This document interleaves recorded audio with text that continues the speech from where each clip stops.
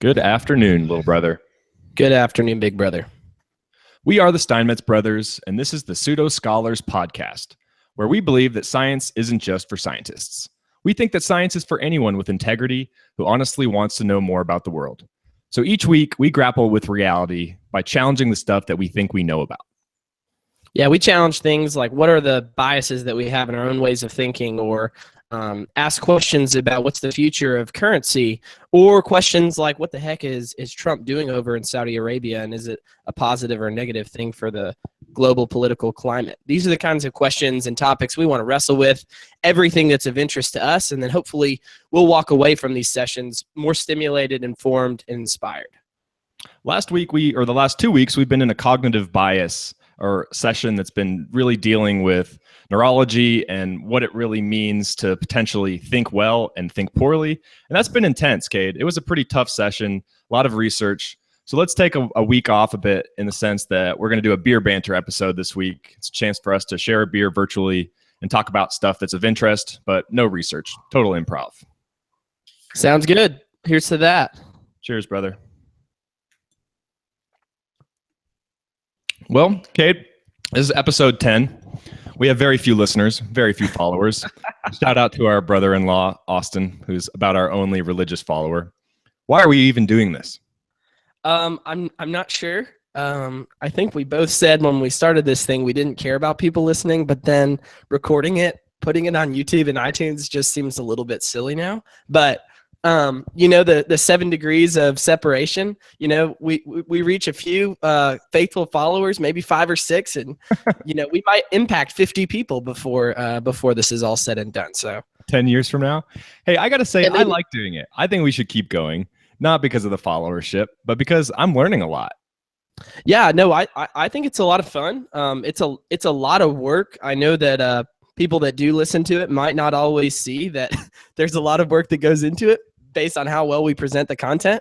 But it is certainly self-stimulating and things like that. So it's been interesting to think about the topics during the week after we've talked about them. And I have picked up some pretty good responses from some people that have listened to it. People I would never have thought would listen to it, like my professor at the jiu-jitsu gym listened to episode 1 and thought it was really cool. So anyways, I think we're having fun with it, and a few other people seem to be having fun with it as well. All right. So I guess the consensus is we'll keep going. We'll keep challenging ourselves, taking on new topics each week for the most part. But I like it because it's a chance for us to collaborate on a project. We live thousands of miles away. We're brothers. We get to collaborate on something. We're learning. We're forcing ourselves to think about problems and challenges that maybe we wouldn't have otherwise put the time into. And then we're held accountable by the public, even though the public is just our brother-in-law and a couple of your buddies. But people, expect us to be honest and expect us to come with the goods. So it forces us to do some preparation and really learn about these topics. So it's been fun, and I think we'll keep going. But I was doing some reflection, Cade, on progress related to some of the serious topical events we've done so far. One of those was the genetic engineering episode, one of my favorites. That was the one where we researched CRISPR. Do you remember CRISPR? Yeah, the genetic engineering, the Cas9 protein that can basically edit DNA strands and fix all kinds of problems in the human DNA sequence. Exactly. That's the one. It was episode 4. But there's been an update, really interesting information. I think we were on top of stuff, Cade, because it seems to be progressing. So there's this really fascinating professor called George Church. This guy is like the prototypical mad scientist. So he's a Harvard geneticist and molecular biologist. And he was one of the primary CRISPR developers, something I didn't realize when you and I were doing kind of some history on the CRISPR. But he's one of the first guys to implement it. And he used it to edit 62 pig genomes. And those are the genomes that now he's hoping to use to transplant pig organs into humans. So we did talk about that a little bit. Didn't realize that Professor George Church was the guy behind it. But anyways, he's back on the scene, burst onto the scene, because he's just held a secret meeting, a top secret meeting with all these scientists from around the world. And they apparently are putting together a 10-year plan to synthetically create all of the genes that make up a human. From these pigs, is that? No, I don't know. This is unrelated to the pig story. So the story about the pigs was one of his original CRISPR plans, and I think he's still going forward with that. He's also the guy who wants to bring back the woolly mammoth. But this is a totally different initiative. This is the initiative to synthetically create every single gene that the human body contains, but to do it synthetically in the next 10 years. Wow. What kind of material would he be using? I'm a little confused. What would he I have start no from? idea. Okay. I have no idea. We don't have Just nanotechnology. Nanotechnology is the thing that people talk about when you talk about like recreating from the ground up at the like molecular level, the same sort of genetic modifications that we have. With nanotechnology, potentially could do something like that. We haven't had any breakthroughs as I'm aware of in nanotechnology, so I don't even know. But the articles and the information just says it's a discussion about how to synthetically recreate these genes, and they would use CRISPR in some regard. Yeah, so 10 years from now, the 13 people that listen to that episode, when he comes out and his plan has worked, are going to say, hey, I think I remember learning about that. Or someone's going to bring it up at the water cooler, and they're going to be a little bit informed on the topic. So, no, that's really cool. That's really cool. And I think that there's been some other things happening too, right, in the transportation sector. Yeah, there has. But before I got that, I had a little bit of a revelation, or not a revelation, but just an idea or some thoughts that have been creeping into my mind lately. We're in Colombia now, Chelsea and I, and we're in Medellin. And Medellin happens to be a capital for tourists who want to have some kind of plastic surgery done. So people come from all around the world, everywhere from the United States to East Asia to Colombia to have cheap surgeries done. And most of these surgeries are related to like improving your appearance, right? Whether it's Botox or, I don't know, breast implants. Some men, I met a buddy the other day who's had his hair like redone, so hair plugs because he was balding. You've got guys coming to have their teeth redone. It's the whole 9 yards. You can come out looking like a whole new person if you want to come and visit Colombia. So this is like the more a modern approach to what we talked about with CRISPR and people who are trying to basically modify themselves for their appearance. What are your thoughts on that? On just plastic surgery in general? Yeah, potentially. What do you think about that? Well, it's kind of funny because I would imagine if I deconstruct the entire way I think about it, I'd find some inconsistencies. But I would certainly be an advocate of it for people that have gotten into, car wrecks or things like that, or had some kind of traumatic event happen, and there's some restorative things that you can do that's really cool. I'm not sure that I think it's the best use of resources for an individual or looking kind of holistically at society to spend money on altering your appearance simply because there's something that you don't like about it. And if it's, I guess I would say that if you dig down, I'd like to know what the motivation behind why those people are getting those kinds of, appearance changes done. And then I would, probably make my judgment call from there, because if people just feel like people won't like them unless they have nice hair, there's some kind of hidden insecurity. I don't usually think that a change of appearance is going to really remove that. So I don't know. I'm not sure that it's super healthy, but that's something I thought a lot about. What about you? Yeah, me neither, actually. This is probably the first time I've ever thought about it, just because now I actually have friends who are participating in this. I turned 29 last week, so I have friends who are in their 30s, and the body's starting to age a little bit, and people are thinking about this stuff. And I have friends who've had some forms of plastic surgery or like altercations. I was thinking about it. If I started growing a little bald patch and I could come to Colombia, and for $900 I could get that plugged up like Elon Musk did, by the way. Check him out. Check him out in like a 1995 YouTube video pulling up in a Lamborghini after he started PayPal or was a part of the initial PayPal team. Oh, yeah. He's nearly entirely bald. Now he's got great hair. I was thinking about that. For $900, I'd probably do it. So yeah.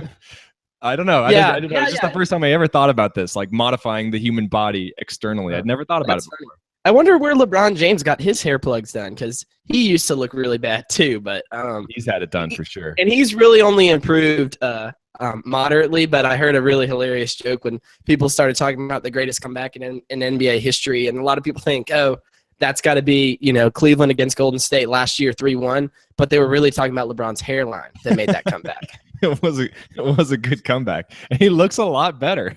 So we have these we have these ideas about what attractiveness looks like and what's appealing to look at on the human body.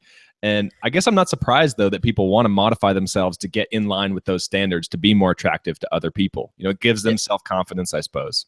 Yeah, no, I think so as well. I don't think that should be the primary place that people are deriving their self-confidence. I don't think anybody thinks that we should live in a world where it's wholly based on physical appearance, but it's actually sad when you think about how much your physical appearance affects your outcome in life.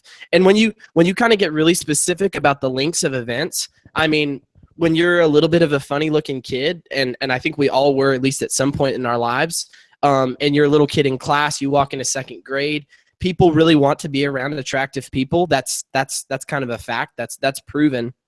And so people don't want to be around you. You lose some self-confidence. You're a little less likely to try. You're a little less likely to put yourself out there. And we know that those are factors that really affect performance. Not, we're not saying that any kid like that has any kind of inferior intelligence or athletic ability or social skills or whatever it may be, but they just don't get developed. And then later on, this is a world for extroverts, for social and beautiful people. It just really is that way. You go look at any of the news channels, and I'm not saying those people aren't really educated, but you don't find a lot of ugly people on the news. So anyways, it is kind of interesting to think about. Yeah, it is. I mean, let's just take it to another scale for a second. I see you've got a little stubble on the face. Yeah, a little bit. What's the motivation behind growing a beard? Well, let's be honest. I think the main motivation is not shaving. Okay. At least I hope that it is. But honestly, because when I kind of started growing one, someone told me that I looked a little bit older, and I'm at work at a big corporation where I'm like one of the youngest people there, and so sometimes people treat you just slightly differently because you're a little bit younger, and so yeah, let's be honest, we're all kind of influenced at least subconsciously by social trends and things like that. But having a beard right now is kind of in. Yeah, I guess it is. So I guess my point is, think about the woman who might have like a little bit of an odd nose by most standards and decides to have it fixed. Would she be treated differently in the workplace? Is she more likely to attract a mate? Like all of these factors start to play a role. And I start to think, how bad is plastic surgery? I mean, it can't be a healthy approach, in general, thinking about modifying your body through surgery, because then we could all just modify ourselves and become these surgical Barbies, like the Barbie out of Ukraine. Have you seen her before? Oh, that's a little scary. She basically wanted to become Barbie, and she has. There's Vice documentaries on her. So that's the extent, the danger of plastic surgery. But on the short term, I guess the realization that I've come to is that an $800, $900 hair plug surgery, or veneers on the lower canines to square off the teeth a little bit, probably isn't too much different from growing a beard. It just costs a bit of money. Yeah, no, I think you're right. Maybe just kind of one last thought, and we'll put a bow on this and move on. But I think about potentially having kids one day, and you think about having a daughter, and I'm saying a daughter specifically just because of how much our society is still, suspicious of girls that look a little different or don't have a certain kind of classical appearance. Think about your daughter wanting to change something kind of intricate about herself because of teasing, or because she doesn't feel like she's lovable unless she looks a certain way. All of a sudden it's like, that's what I'm saying is, when you look at the motivation, if it's really, really deep, I think you have a lot of miserable people that are doing this to themselves, and there's not necessarily happiness on the other side of these changes. Whereas I do think sometimes there are, right? Like braces for kids and acne medicine and things like that, So anyways, well interesting said. All right, so moving on to another update from one of our series. One of my favorite series we did was the Elon Musk kind of energy revolution series. That's episode 5 and 6 of the podcast. And there've been some pretty big progress there. When we got done talking, we were thinking about, well, what's the future of the transportation industry in the sense that moving goods from place to place, logistics, is there any future there in the electric autonomous world? And it turns out that Elon Musk is on top of that one too. He's already driven a prototype that Tesla's built. So it's an electric 18-wheeled semi-truck that's not currently autonomous, but will be built with the same technologies as the Tesla, all the other Tesla vehicles, so that will be autonomous in coming years. And this bad boy can pull a diesel semi-truck behind it up a hill. Wow. It'll be the greatest semi-truck ever made in terms of efficiency and like productivity. Oh, that's really interesting. Night transportation and some of these other, these are massive trucking companies. I mean, they are big players making, hundreds of millions of dollars in revenue and things like that each year. It'll be really interesting to see how close he can get his price point down. I don't know what the cost of a 18-wheeler cab, and then, the trailers are kind of separate entities and things like that. So that will be really interesting to see, but he's certainly not allowing these kind of bigger holes that people might think are in Tesla's strategy to linger, right? He's kind of on top of it all, right? As soon as you think you found something he hasn't thought about, boom, he's releasing another product. Right. And when he announced this truck, he actually alluded to the fact that he didn't say this clearly, but he did allude to the possibility that the trucking could take off before the personally owned vehicles could. Before you choose to go and buy a Tesla for $35,000, semi trucks could be purchased by major companies because they find that they're more efficient and they're autonomous, so they don't have to pay for drivers and blah blah blah, costs, business, etc. So it might be the thing that leads this revolution into autonomous electric cars. Yeah, and the corporations have a lot more money to spend on that kind of stuff, and they have a longer term vision for their finances, right? Most people in the United States, I think it's a crazy amount. I'm not sure if it's 80 or 90% that are living paycheck to paycheck. That's not the way companies are working. So yeah, I think that seems extremely reasonable to me. And I also see a lot of these trucks that are running on compressed natural gas.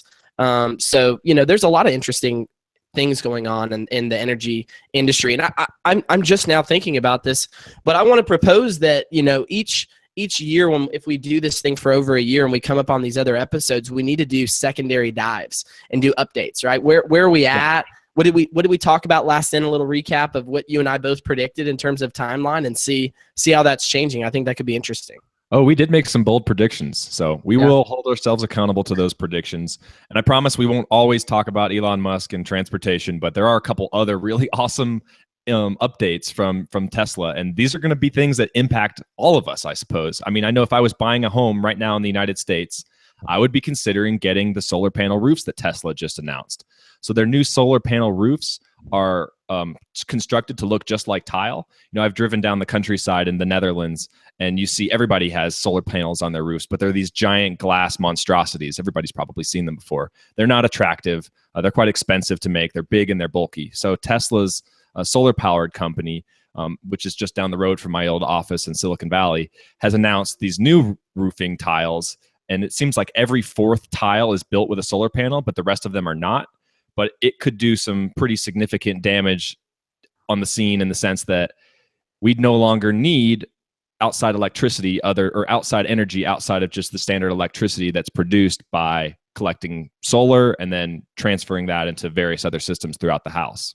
Yeah, no, super interesting stuff. It's funny because I think, and I'm not sure if we mentioned this on the podcast before, but when I've watched documentaries on Elon Musk, when he was an undergrad, I think studying physics at Pennsylvania before he went out to Stanford and then dropped out to start on PayPal, he basically just thought, what are the three biggest problems that I see happening to the human race over the next 50 years? And then he just went out and started a company to address all of those problems. And so they were sustainable forms of energy, the internal combustion engine, and interplanetary travel. So he started Tesla, Solar City, and SpaceX. That's a pretty amazing guy. So. And we'll save an episode for his new neural company, which is about basically turning us into cyclopses, linking us with machines. We'll do that for another time. But related to that update, Cade, it's pretty cool. You can go on their website. It sounds like we're doing an advertisement for Tesla. I wish we were getting paid by Tesla, but we are not. Nice. I just think it's such a badass thing, because you can go on right now to their website and get an actual quote for your region, Cade. So you should do it. So I went and checked out what a 3-bedroom house would look like in our old neighborhood in the valley, in Silicon Valley area, Northern California. And so the cost of the roof was going to be $42,000. So it ends up being like $25 a tile, which is more expensive than having your house, just tiled with regular tiles. So these are solar panel tiles, end up being about $25 a pop. So the total value of the roof was $42,000 for what would be my house in that region. But here's the deal. They have a 30-year warranty on their tiles, so they're really, really powerful and strong and don't get beat up by hail or anything like that. So over 30 years, actually, the value of energy retrieved would be $66,000 according to their estimator. So I would have made a net profit of $28,000 over the course of a 30-year period if I got the solar panel roofing right now. Compared with just the economics. Electricity. Yeah, exactly. Okay. Yeah, it's interesting. Again, the hard thing to me about that selling point is people thinking long term. Most people are thinking a few days ahead, but certainly the Californians aren't, and the early adopters are going to prove out the concept. Well, do you need to be an early adopter? You guys are looking at buying a house next year. If you knew that the value of energy over the course of a few decades would return itself, through the cost of energy soared because you're collecting solar instead of paying for other outside energy systems, and you could make extra money. Why wouldn't you do it? You don't have to be an early adopter, right? Oh, right. No. And there are companies that sell solar electricity that advertise. And there's only a limited number of people that can sign up, right? Because they only have so much power to move to the grid that you can absorb. But the thing about Houston, and I'm not sure if this is the way that it is in other parts of the country, but like if you take, for example, Alabama, our home state, there's only one company that provides electricity, right? You can only buy from Alabama Power. It's a monopoly that's, governed by the state to make sure that they're only charging, a certain amount, and they can make a X% of profit and things like that. But in Houston, it's a competitive industry. So people are changing just like they're changing cell phone plans, right? And so I actually just saw an advertisement on the way home from church today saying they wouldn't charge for Friday, Saturday, Sunday. It's kind of like cell phone plans. Remember when different companies had different deals where it was, when you used to buy minutes and it was unlimited after 8 o'clock at night and stuff like that. So anyways, it's kind of interesting, but I think that Houston is a little more competitive of a place for energy than other parts of the country. So I actually should look into it. You're saying that potentially these cost evaluators are incorrect and that the cost of energy is significantly lower than solar? That doesn't sound accurate. No, I'm saying, well, I'm not exactly sure. I think I pay 4 cents a kilowatt right now. And so I don't know. And not to mention the fact that it's limited. So it's really subject, and not to mention the fact that we don't own a house right now. So it's not something I'm particularly concerned about. But I think your point is correct, though, that people aren't looking to resurface the tiles of their home with solar powered, expensive roofing, which would cost upwards of 50 grand potentially, depending on your region. People aren't looking to do that overnight. It's definitely people who are, okay, it's time to re-roof the house. I think people have to do that every decade or so. Why don't I invest in these tiles that'll last 30 years? And if their calculators are correct about the cost of energy in your location, and it is a location-based estimator, so you could go in right now and check it out in Houston. It'd be different than California. It also evaluates the amount of sunlight that you get. So New York City doesn't get nearly as much sunlight as California, so that plays a role into the value of the solar panels in themselves and the return in energy. So it takes some of those things into account, but nonetheless, pretty interesting to look at.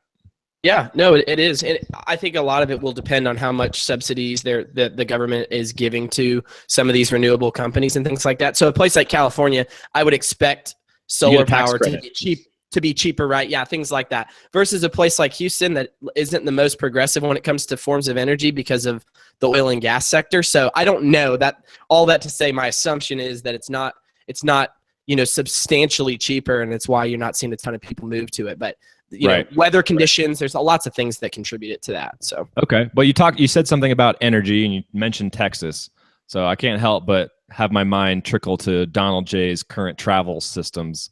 He's out there. He's out in Saudi Arabia right now, our energy buddies in Saudi Arabia. But I guess most of the stuff he's doing out there is related to brokering deals regarding fighting ISIS. I don't think it's about energy necessarily. Right.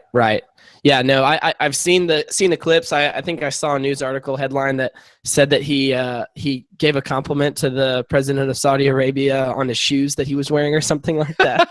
The guy is so awkward. I have to say, I think he's more awkward than George Bush. I have to say that. Yeah, I think so. And he's certainly not as charming as GW. So yeah, he just seems out of touch with like social interactions with people. But there was like a hilarious bit.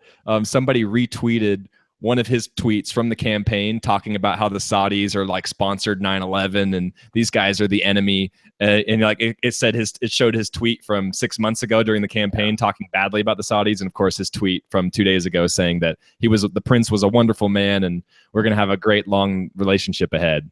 Yeah. But that's politics, right? I don't hold that against him, honestly. Yeah, it's hard to judge people in politics on timelines because everyone is changing. Most of them are chameleons, and whatever is politically expedient at the time is what's going to be interesting. But I do think that it was interesting. A lot of people were upset with him taking one of his first big international trips because the stock market is kind of in a little bit of a flux, at least anything except technology, it seems like, and just with all the issues about healthcare and nothing happening on the domestic front, really, it seems. Yeah. So it just feels like, what are you doing, going overseas, going to the Middle East and Oh, I can't get into that mindset at all. Yeah. I mean, this is a globalized world we live in. His behaviors in Saudi Arabia impact the stock markets here in the United States and all around the world. So Right. I think that's kind of short-sighted for people to think that he should be in the White House, with a group of 20 other advisors around him. I mean, he's doing the exact same thing on his version of Air Force One in between. Like, nobody's doubting the fact, or at least I'm not doubting the fact, that he's not working really hard and doing his best to prioritize the things that are important, at least according to his agenda and the politics behind that there. But I am also very skeptical about him taking his very first international trip to Saudi Arabia. So it's a tough question because I think it has a lot to do with what side of the fence are you going to come down on with Iran. Saudi Arabia and Iran are enemies, so you kind of have to pick your poison. But I'm not excited about an increased relationship and an exchange of several $billion, tens of billions of dollars between us and the Saudi Arabians buying weapons for them to fight ISIS. Right. I cringe. I don't know enough, but I cringe. Well, I think the hope is, like with any administration, that it's not one guy and his intuition practicing system one type of thinking. I think you and I both agree that he surrounded himself with at least some really good leaders, especially in the he's got a few really good ones in the militaristic front. So hopefully these are guys that are advising him, and we have some of the best intelligence organizations in the world, although, with Comey getting fired, maybe that's a little bit ironic to say right now. And then his leak of pretty significant classified intelligence directly to a Russian official inside of his Oval Office, which seemed just like a braggadocious event. It seemed like classic Trump saying, hey, I have this information and our intel is so good and I can't not tell you because I need you to think that I'm awesome. Like it just seemed so childish. But I'm sorry, Kay, I didn't mean to derail your conversation, which is that he has some good people surrounding him. For whatever reason, this has been a priority for the administration. Fighting ISIS is critically important, and we need to have local regional players taking the war. I don't want to go and fight. I kind of want to go and fight ISIS a little bit, but I don't necessarily want Americans to go and fight ISIS, really. Why don't the local state actors take responsibility for their demographic and, let's be honest, for their religious sector? They're all Sunnis here.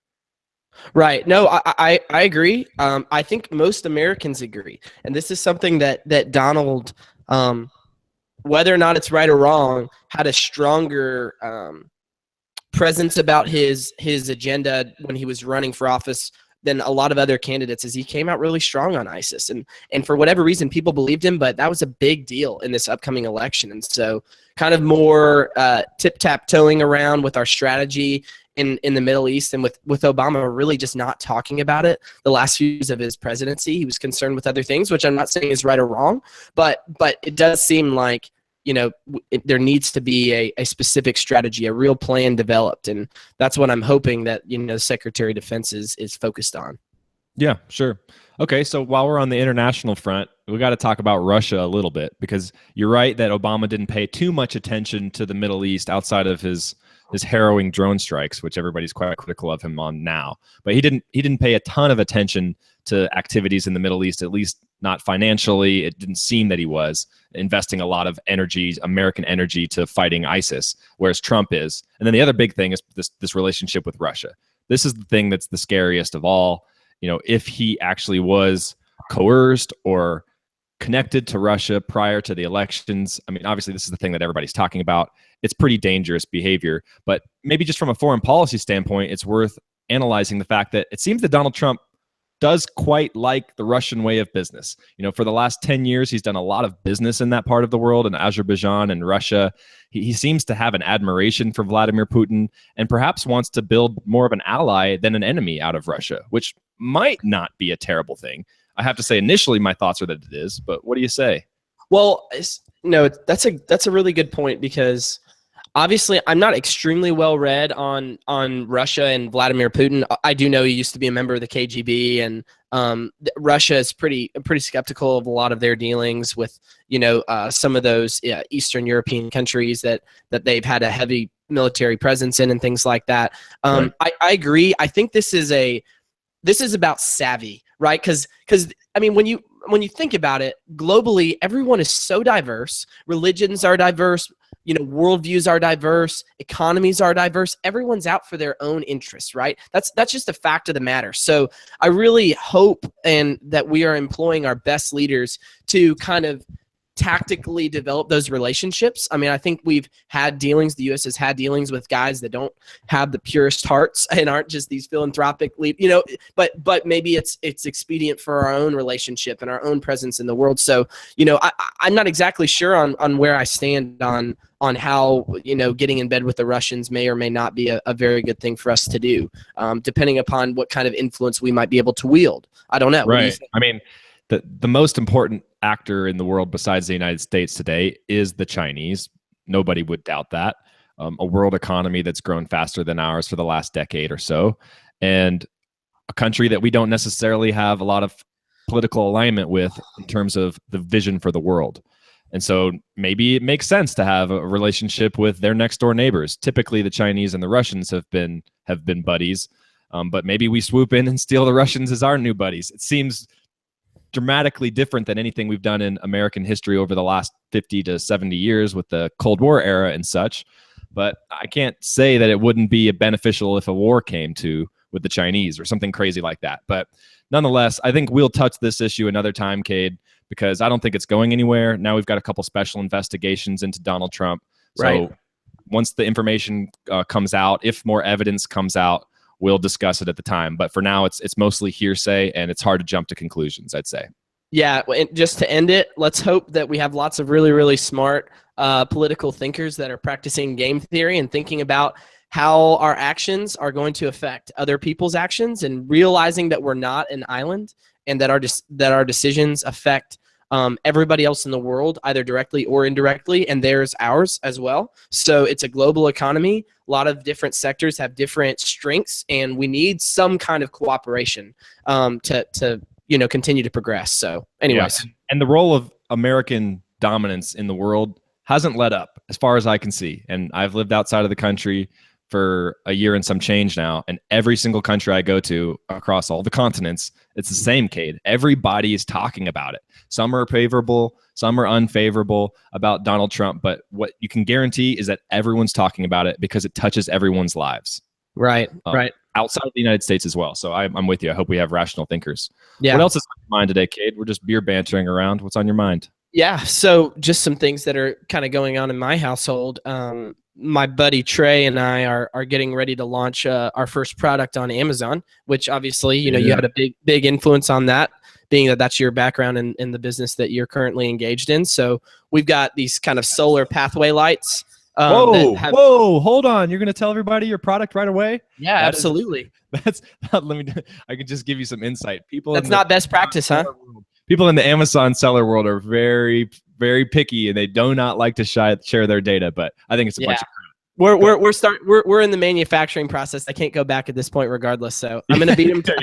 They're not going to beat me to market if they're not already there. So All right, so you got these solar lights. You want to be like a little mini Elon Musk, I'm guessing. I'm trying to do my own little version of Solar City over here. Kind of trying to affect the world one solar light at a time. That put off No. This is all about the bottom line. Let's be honest. Yeah, I'm trying to make some cash. That's what I'm doing. But if I can help the environment at the same time, then that's a good thing. But yeah, cool. So it's pretty interesting. We've gone through this moderately rigorous process of kind of researching different products and really what Trey and I are millennials.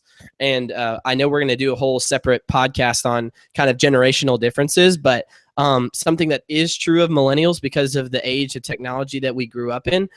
We value our time a lot, free time. I think that companies would be really smart to start moving their compensation packages heavier towards time off rather than just increasing dollar salaries, because it's just not as important to millennials as it was to, older generations. That's right. Time is more valuable than money to me. Yeah. Well, because time is the only thing you cannot manufacture more of.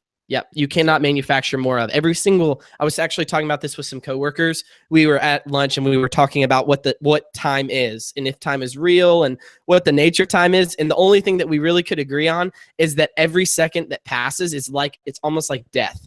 Something is moving behind us that we can never relive again.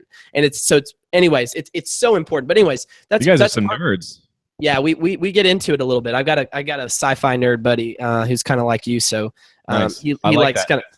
Yeah, he likes kind of wrestling with the mind games a little bit. But anyways, yeah, so we're trying to sell this product. Essentially, we've got a pretty nice little margin. We were able to locate a manufacturer in China that's really well known for doing these. It's kind of their sweet spot, and we have put in our cash. We paid our 33%, and they're getting done with the initial manufacturing run here in the next like week or two, and then they'll get placed on a barge and shipped over to the United States, and then Amazon will do their magical thing and fulfill all of the orders, and hopefully we'll start seeing some cash generated. But the idea is that we would be able to replace some of our income with kind of passive income, just so that we're basically beginning this road to entrepreneurship. And I think that's probably a topic we can just kind of open up here and now. But I work at a big corporation. It's a lot of fun. I'm getting a lot of skills, but I do think long term, I think the massive corporations are not quite as appealing to young people as they used to be, and so we're looking for different things. And it's really a nice little business endeavor that I can do on the side that costs very little money and is not that risky. So it's kind of fun to dip my toes in the water a little bit. That's great. That was my mindset too when I started my Amazon business. It was about testing the waters. It's about seeing if you got what it takes to be an entrepreneur on some scale. And there's varying scales of entrepreneurs, right? There's entrepreneurs that raise $500 million and start Google. And then there's entrepreneurs that are running an Amazon business on the side while staying home with their 2 kids. But yeah. The bottom line is I think it's a great idea, Cade, because you guys are going to hedge your bets a little bit, another stream of revenue. You're going to learn a lot of valuable skills as you've already done so, about entrepreneurialism and taking ownership for the business, making business-based decisions. That's pretty cool. So you think the future could hold more of an entrepreneurial path for you? I think it could. We've got a cousin, Michael Haggerty. A little shout out to him. I doubt he'll listen to the podcast, but either way, it's a go shout out. Okay, but anyways, Michael is one of our older cousins who's been an entrepreneur ever since we've known him, and we had a pretty deep relationship with the guy. We went and saw them every single year at Christmas and things like that, and it was just always fun to hear what he was working on. He went through a lot of ups and downs in his career, but he's landed on kind of this nice VR marketing firm that he's doing some pretty high-end work right now, and there's just something exciting about that path. And I remember listening to him talk when I was probably 15 years old, and he started off as an accountant and a finance consultant at PricewaterhouseCoopers, a Big Four firm, and he just said, "Cade, go and work at a massive firm for a few years, soak up all the resources."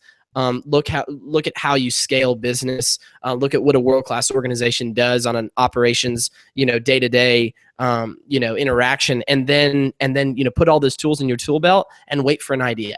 And so I've always kind of, it's funny because he probably doesn't really remember saying that to me, but I always pocketed that advice and thought, what, that is pretty cool. I'll go work at a big company, learn a lot from some people that are world-class businessmen, and then you never know where the tides will kind of pull you. But just to take this back a little bit to our cognitive biases and system 1 and system 2 type thinking. I think that we live in an age, at least economically, where there's more freedom than there's ever been before because of all the different avenues to make money. And because of that, people are less constrained by it. There are more options. And so the idea is we need to adjust the way that we shop for jobs and shop for income and really prioritize what we think is really important to us. And so, you're kind of always saying yes to some things and saying no to something else because your time is fixed. But I asked the question, if I could work less and spend more time with my family, is that something that I would rather, be true of my life when I die, or work a lot and make a lot of money and see them less and be able to provide kind of indirectly for their colleges or for whatever other things that might be important to you in terms of provision. But I like the idea that we have more opportunity to say, you know what, I'm gonna adjust my lifestyle. I'm gonna change things around so that I can be more present in my kids' lives than other generations have been able to, because there just certainly weren't the options. Yeah. And one other question, Kate, I like for entrepreneurial-minded people to be thinking about, or people who maybe be fed up a little bit in their current status, think about what your value is financially. So we've talked about the role of money in the world before, and maybe not everything should be evaluated by money. Certainly it should not. But think about what your total value is on a dollar basis. Is your value $65,000, which is maybe your current salary at such and such a job, which pays you $65,000 no matter what, maybe plus or minus a few $1,000s of a bonus potentially. But let's say you get that 65 grand per year. No matter how hard you work, you're going to get that 65 grand. And hopefully you could put in time and work your way up the chain. It takes a lot of time. But what would happen if you weren't spending 9 hours a day at that office in that cubicle working for that company? Could you find a way to make back that $65,000 or at least a substantial amount of it to pay for your family and get you on a trajectory to self-independence as an entrepreneur? I mean, for me, the answer was yes. For you, I know the answer is yes. It's just about finding the right thing to jump into. And people are worried about security, right? That's the biggest concern. People think, well, if I didn't have my paycheck coming in every 2 weeks, how am I going to be able to afford my apartment? I think there's some pretty easy questions that are answered with simple answers, like maybe you just downsize for a year while you sort things out and land on your feet. Yeah, I think you and I are at least completely aligned on the fact that people need to be more thoughtful about the positions that they find themselves in. And the fact of the matter is, it's so great. I love the freedom that we have economically to shop ourselves around, to work, to consult. Lucky. Emily and I were looking at this cool firm for her called Home Polish, which is basically a platform for connecting people to designers, and you buy time with designers. And Emily and I are all about flexibility, especially for her, because we don't plan on her being the primary breadwinner of what will she be able to do if we do start a family, in terms of being able to continue to use her skills and do things that are really fun for her, like creating and changing and designing spaces. And so what's really cool is that here's a firm that basically gives you the freedom to work a certain number of hours, and you put in the rate that you want, and they connect you to different people that need things. But the point is just that there's so many options to shop around. There are some people that love the corporate world, right? They love the corporate world. There's a ton of unbelievable perks. And I'm not saying that I don't love it. I mean, who knows, right? It really just depends on what your potential is. And some people will really get bought into that idea of, can I be a mid-level manager and run a P&L of $50 million? Would I be able to start a company and get to that point? Probably not, right? At least statistically. But what's important to you? And what's really cool is that no one can answer this question except for yourself. So it's really just takes a little bit of introspection and thinking and writing and goal making and all those kind of things that are really habits that are super simple, but not a lot of people practice because it takes a little bit of discipline and to try not to live such an arbitrary life. Right. And back to that scale of entrepreneurship before I start trying to push everybody to become an entrepreneur, because that's obviously not realistic. I'm glad you pulled us back a little bit. If there's this scale, I think our point here is that there's a lot of opportunity to do things entrepreneurial that are really self-fulfilling, and they make you feel great because you get a ton of pride out of doing things on your own. And starting your own business would be one of those, I expect, right? But even this podcast, Cade, which is probably the only venture that I'm involved in that's not related to money. I've got all the side ventures in the world, but they're all related to money somehow. And that's kind of unfortunate. But this is entrepreneurial, right? We had the idea to start something, to share something publicly on the internet, and it requires us to be pretty vulnerable and out there about our ideas and our public speaking abilities and communication skills. There's no money about this. And it's fulfilling because it's just you and me. Nobody's telling us how to do it or what to do. We didn't show up because somebody said be here at this time. It's on us. Right. No, I agree. And kind of one thought I have on that is, and depending upon where everyone might personally lie on the nature versus nurture argument and what's the percentage breakdown, because I think the only thing that's completely factual is that it is at least somewhat both. That we really all have some innate desire, or at least it's a desire that we've developed over time.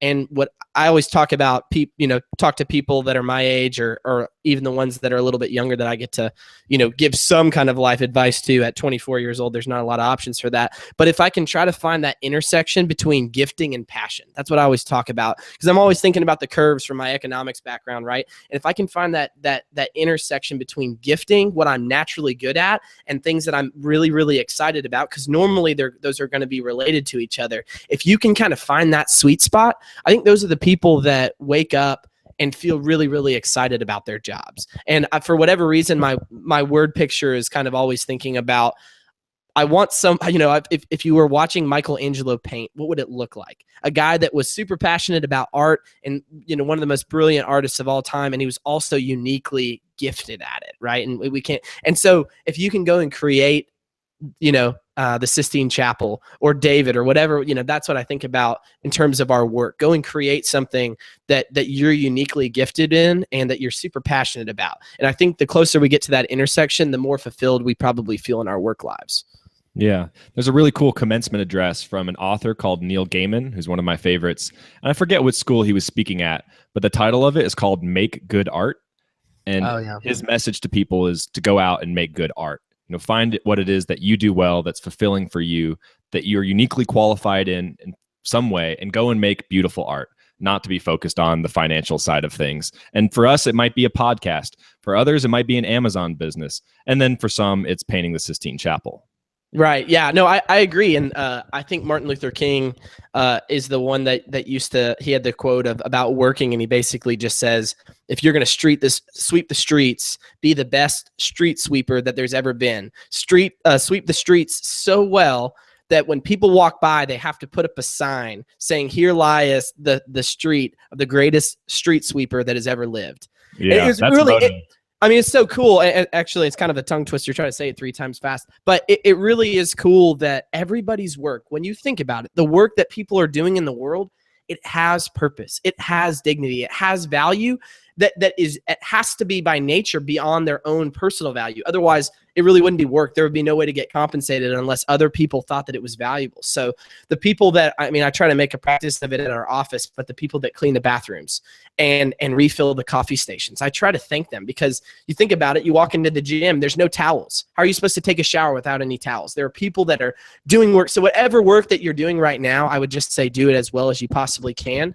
And then if it's not where you want to be, take steps. Think about it. You know, that's the challenge that I hear from older people to me as I network and talk to them about opportunities is, okay, you got to figure out what you want, because people can't help you get somewhere that you don't know where you want to go. You know, and so that's a challenging question. You don't have to have that answered at 24. You might not even have to have it answered at 29. Yeah. But certainly the people that are more thoughtful about that, I think, are going to find themselves doing work that they feel matters. And the great thing is that no one can tell you that your work doesn't matter, because it's personal. Right. And it's so much about resisting complacency. That's just very well said. But it is so much about resisting complacency and laziness. The tendencies are to just sit back and potentially be upset about the current position that you're in.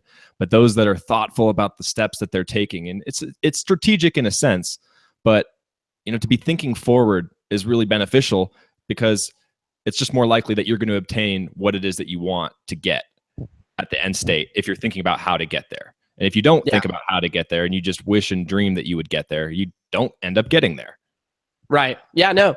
And that, I think that kind of provides a nice little smooth transition to something else I wanted to talk about. So we're talking about work, and it's usually in the context of how am I, making money to pay my bills and feed my family, or whatever it is that you're doing with your money. And that's certainly whatever you're doing in order to get those things is valuable in and of itself, because I mean, we have a world where there's tons and tons of orphans and people that are left by their parents because they can't care for them. So whatever you're doing that is providing for your children is of unbelievable and infinite value when you think about it globally. But I also want us to think about work as not just something that we're getting compensated for, but just that we're called to work. And it's actually interesting, Shane, because if you look at a lot of different world religions, work is something that usually comes out of Pandora's box. It was, you kind of started off in paradise and things are happy and good. And then man does something wrong and a bunch of curses enter the world, and Pandora opens up her box, and work is now a part of life. And it's funny because that really affects the way that people see work as just a necessary evil, as kind of this working to retire. And I think that's so unsatisfying, because I think about all the things that we ought to be doing. Even if you do a job now that you're not going to do later because you don't need money anymore, be working. And so one thing that Emily and I are going to start participating in is this organization called Houston Welcomes Refugees. So we've all heard a lot about immigration in the news lately, and Trump's different policies, and kind of depending upon where you stand, we're still left with a problem, right? That there's tons of people coming to this country that are displaced, that don't have proper education, or they can't speak the language. There's all these practical issues. So anyways, this is just an organization that matches teams that are either going to provide like home kits, which is basically beds and furniture and pots and pans, so that when these displaced refugees come to their apartment that's provided by the government for 6 months after they move, they actually have a livable place that they can have. So we provide that for them before they get there. We have teams that move the stuff in and set them up. And then we also have what are called CARES teams. And that's what Emily and I are looking to participate in, where we basically just partner and spend time with the family at least once a week and help them get their driver's licenses or figure out how to register their kids for school, or, hey, you have $100 to spend on groceries. You probably shouldn't go to Whole Foods because you're not going to get a lot of food. You need to go to Kroger, or whatever other questions. But anyways, we see that as work that's really, really valuable, even though we're not getting compensated with money for it. And so I just think that that's just another element that we need to touch on a little bit. Yeah. I mean, maybe we didn't really talk about the best way to evaluate the outcome of your work. I would probably guess that it's the work that's had the most positive benefit on others. So perhaps you guys volunteering, not only is it going to be really fulfilling for yourselves, I think you guys are going to find it like really wonderfully humbling, and it's going to be great. I can't wait to hear more about it on the podcast. But it's also the type of work that you're going to be doing that's probably having the most impact on the world. I mean, maybe more so than working on contracts at a big, Fortune 500 company. Not that doesn't have an impact, but this will have like a very direct impact, and you're going to see it in the eyes of people. Oh yeah, I think that what we're really saying there is just that relationships, I think we probably both agree with this, depending upon our worldview, how we get there, that relationships are pretty much the most important thing in this life. What we do with them, the interpersonal relationships, because we're changed so much by them for the good, and it's where we hold the most potential impact to change things. I think this affects my political stances in life, is just that I think, what is the most effective way to have substantial systemic change over the long term? And I just don't really see it in government programs, although I'm all for the government doing things to help kind of aid some of those symptoms. When you think about it, statistics will tell you, have a mom and a dad. That's like the number one contributor to success. A mom and a dad that care for you. And it's not about money necessarily. It's not about where you live. It's about having two. So my point is just we don't get to pick that, right? As a child, the child doesn't choose whether or not they got to have one or two parents. So unfortunately, they're in a tough position. And I think you're saying Absolutely. that next the role comes to who? Is it the population? Is it the citizens of the nation? Or is it on the government to provide the support? The answer is probably somewhere in the middle, but carry on, kid. Yeah, well, yeah, no, that's a good point. And obviously, of course, I'm not saying if you're not born with two parents, then tough luck, because that is cruel and unjust. But what I mean is that, like, when I see I've got a particular buddy, I won't mention his name, who grew up in the hood and, kind of wasn't afforded a ton of opportunities in life, and statistics would have carried him down one path, and he's gone down the opposite path, and now he's a husband and a father, and he's just a faithful guy, and he is going to provide for his family, his kids, in a way that he was never provided for. I mean, I'm talking about economically, I'm talking about emotionally, physically being present in his children's lives, and you think about what kind of impact that has on generations. I mean, that could change the lives of hundreds and hundreds of people, and I think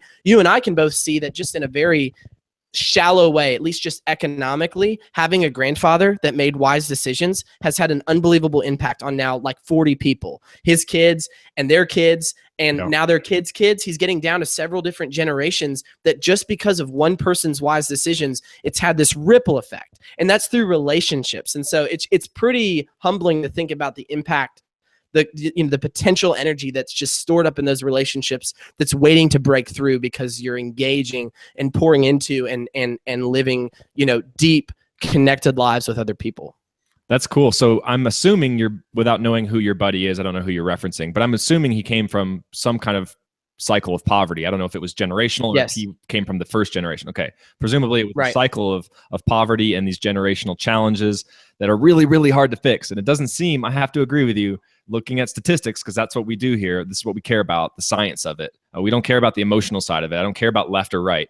Looking at the data so far, to me, it seems that political or like governmental organizations and programs don't do a great job at breaking that cycle, often reinforce the cycle. And so for your buddy who's probably been influenced by outside organizations, he has now broken the cycle, and he can become like our grandfather and start now this new generational change in the way that people think about their world and the way they treat each other. And that's so cool. Oh, it is. And it's something that you and I will never have the opportunity to do in the same way because we grew up in means. Now, we can watch it. Yeah. Well, what's an example of that? Sure, we can be witnesses of it and testify to it and do our very, very best to continue to pass it on and make deposits into other people's lives that we're going to be able to help just turn the tide slightly. And hopefully the accumulation of all their experiences and all their people and all their worldview changes will drive them in that direction where it's going to lead to just kind of greater peace in the world, and not as challenging of lives. But anyways, it's something that I am so excited for some of my friends who are starting to learn some of the things that I learned at a much younger age, because I had a dad that taught me about finances, that taught me about working, that taught, and we had a caring mom and that loved us and showed us what a functional family looks like. And so it's so exciting to see like the dreams in some of my friends' eyes about what they want to be able to do for their kids that was never done for them. And I just try to encourage them as much as I can along the way and say, man, you can't write the names of the people on a list, on a sheet of paper that you're going to have an impact on through your children. And so it's pretty humbling to know the potential energy that's stored up in those relationships. So cool. Well, report back to us about your experiences volunteering. We'll have to hear how it goes. It makes me think of a quote from Larry Page, who's the CEO and one of the original founders of Google. I believe he's still the CEO of Alphabet. I forget how that broke down when they created an umbrella company, but he's still a major player there. And Larry Page is pretty famous for saying that he only has one metric for judging people. Now, this was like after many years, and people are like, how have you changed? He said, the things that have changed for me, I only have this one metric for judging people anymore. Are they doing something to impact the world positively or not? And that's the only way that he cares now. He's such a busy guy, and he's got all this money, and he's got all this influence in the world. One of the most influential business people in the world, for sure. And the one metric he cares about is, what projects are people working on, or what are they doing to impact the world positively? If not, I'm just not going to be interested in that project, and I'm moving on to something different. Yeah. And I think we can kind of land this plane a little bit and wrap it up. But I think maybe one time we need to, I'm not exactly sure how we shape this into an entire episode, but to me, one of the big questions is, okay, what's worth doing? What are the impacts that are worth having? Because to be honest, I get pretty sick and tired of the political rhetoric on both sides that just basically equates people's value to how much money they make, right? It's just all about increasing wealth. I mean, when you think about it, all the policies are just driven by who's going to increase wealth, and they talk about quality of living, and it kind of makes me sick to think that, well, our quality of living is only tied to how much money that we have, that people can't live fulfilled, positive, impactful lives without making $100,000 a year. And the stories, of people that have had those impacts are innumerable. And so it drives me a little crazy. So I think that might be a fun topic to unpack, is how should people decide what's worth, spending their lives on, spending their resources and their time and their money on? Man, I've got some great resources for that one ready to go. It's the Effective Altruism Group. This is a group out of Oxford that asks that specific question, Cade. And the way I learned about them, we might as well go into it for just a second. The way I learned about them is from one of their disciples, I guess you could call him. He was a student of this professor at Oxford, who I can't remember his name. I'm a bit ashamed. He's one of the youngest professor emeritus at Oxford. He's a professor of psychology or something like that. Anyways, he started this group called the Effective Altruism Group. I met one of his students in the Canary Islands, and this kid, I'm telling you, Cade, this organization and this kid, they live their life with the sole intent of trying to do the most good they can with every decision, starting principally with their career and professional choice. And then they give every penny away that they don't need just for survival. So they've looked at the trajectory that we've looked at, which shows that we're in an era of economic prosperity, and these kids with Oxford degrees are always going to have enough money. So they try to get jobs in the best paying industries, or in the industries where they can have the most direct influence. So they go to work for this malaria foundation in Africa, which the Effective Altruism Group has determined quantifiably has the biggest impact on the world. For $1,000, you can give money to this organization. For $1,000, it saves a person's life every single time, quantifiably, because of the cost of malaria nets, blah, blah, blah. So anyways, these people are evaluating how to do the most good. And this kid was, our age, somewhere 25 to 29, with a PhD from Oxford. And he was making somewhere around like $70,000 to $80,000 because he was already doing a type of job that was more altruistic in mindset. And he was only keeping $15,000. So he had eliminated all of his expenses to live on $15,000. The rest was going towards these organizations that have the biggest impact on the world and do the most good.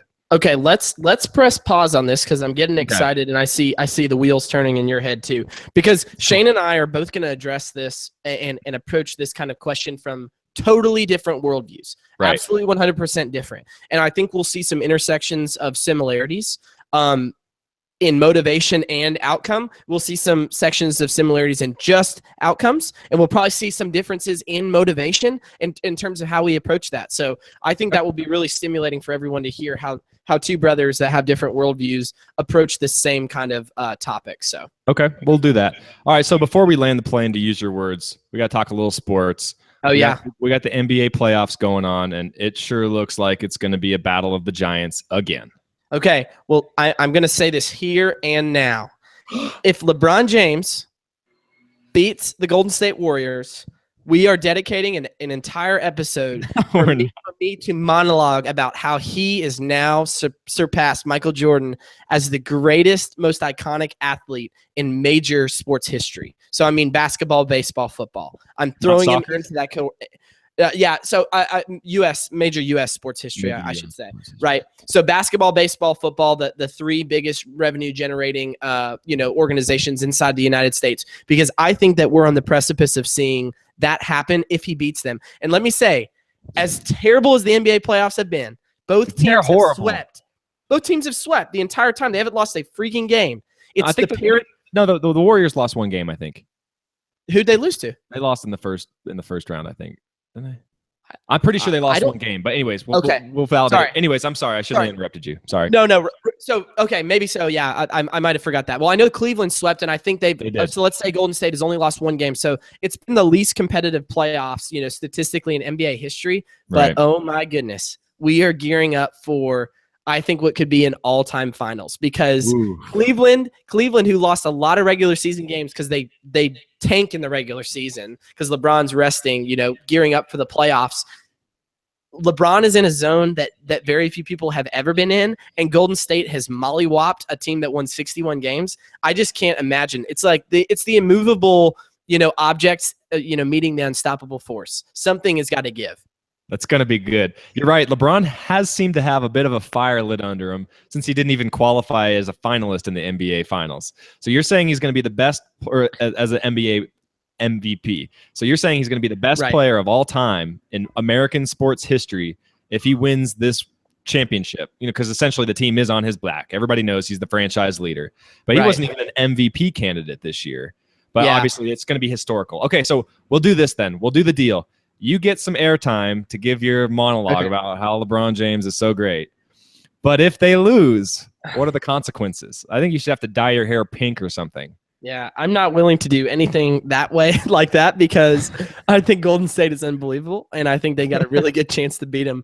But I mean, I think you should have to admit that Steph Curry is a phenomenal human being and basketball player. How about this? We'll do a quid pro quo here. Monologue for monologue. If Cleveland wins, I'm monologuing on LeBron being better than Michael Jordan, being the most iconic athlete in U.S. sports history, major sports history.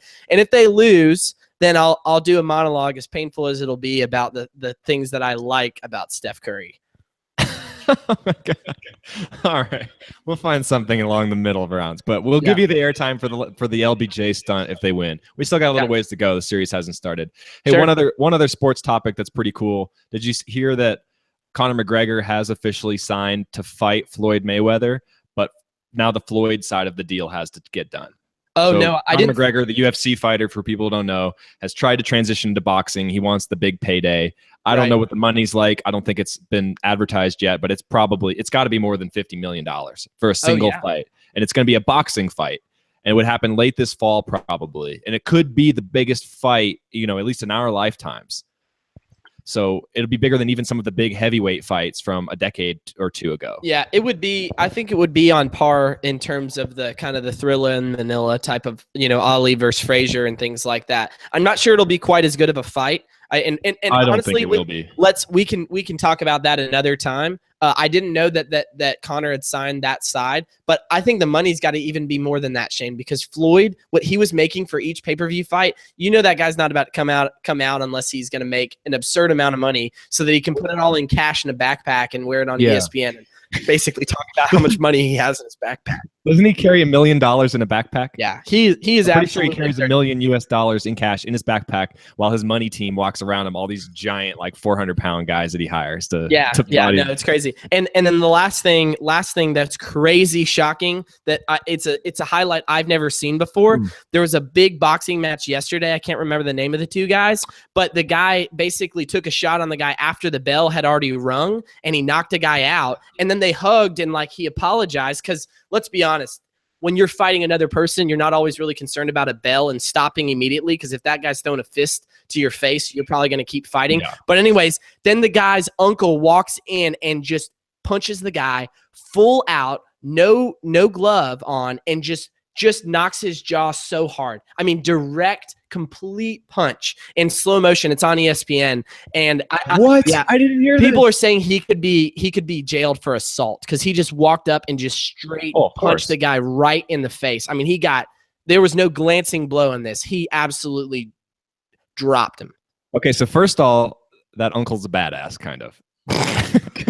He's also a psychopath, but anyway. He's also a psychopath. But did the guy get KO'd or not? I think he was out on his feet for a second.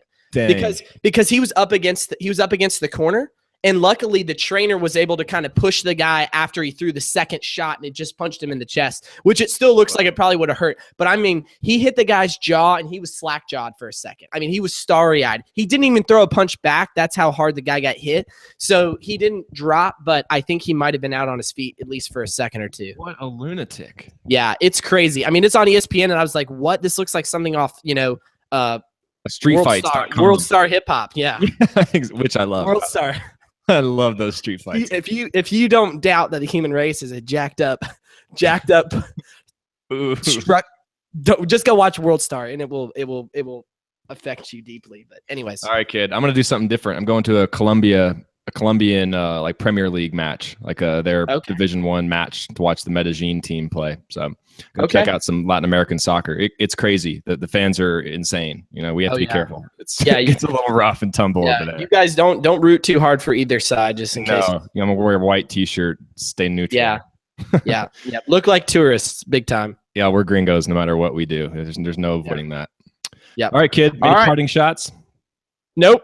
I'm good to go. I'm excited about rolling out some other episodes, some other cool content. All right, we're gonna keep going. Austin, thanks for listening. Yeah, thanks, Austin. All right, see you, little brother. Wait, I'm the big brother here, punk. Nah, not all the time. All right, see you, kid. See ya.